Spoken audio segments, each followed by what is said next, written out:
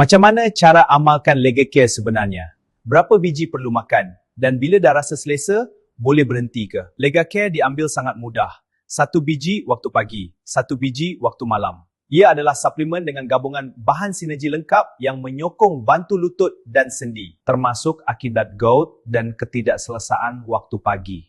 Ramai sangka ia hanya untuk lutut. Sebenarnya formula ini menyokong sistem sendi secara menyeluruh, termasuk mereka yang rasa kaku bila bangun pagi atau kurang selesa bila bergerak lama. Kalau dah mula rasa ringan, perlu ke berhenti ambil? Berhenti memang boleh, tetapi perlu pastikan dulu. Untuk fasa awal sokongan, disarankan amalkan sekurang-kurangnya 3 hingga 4 bulan. Sendi bukan macam sakit kepala yang hilang hari ini dan selesai. Bila keadaan sudah lebih stabil, boleh kurangkan dos ikut keselesaan.